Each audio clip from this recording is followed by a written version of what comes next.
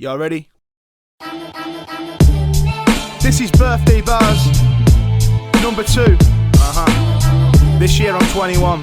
That's right. This is meant to be something big for me, so I'ma get real on this. Hell yeah. And I mean really real. Turn my mic up a little bit, Rick. Mic check, mic check. Okay.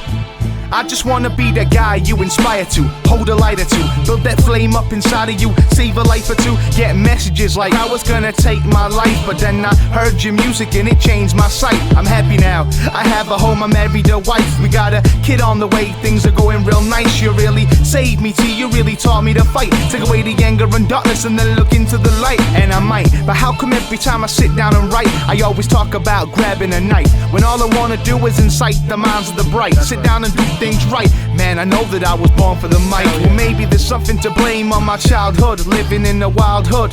I wasn't living how a child should.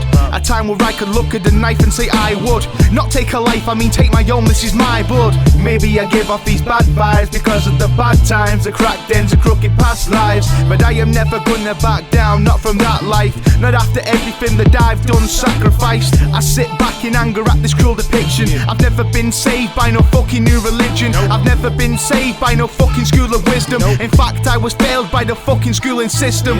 They told me tell them the problems and put my faith in books, but every time I was talking I had the achy gut. Do you know how bad it feels to put your heart out in front and have them stamp on it and tell you they don't give a fuck? And I ain't talking about my parents cause my parents good, I'm talking about all the teachers had me misunderstood. I had psychiatrists telling me I was hyperactive, I was smart for my age, thrown in a vat of acid. They said I wasn't learning and then the school agreed. Look, it was at the age of 4 that I learned to read. There was only a few people in this life believed in me, and looking back on them, they're the only people I need. And that was true, you know. About the reading, my grandma taught me at her house from morning to evening, cause she believed in the person she was seeing. I perceived and I said, fuck this world, I'm never leaving. Thank you, Grandma. I'll be honest, there was a few that was down to ride.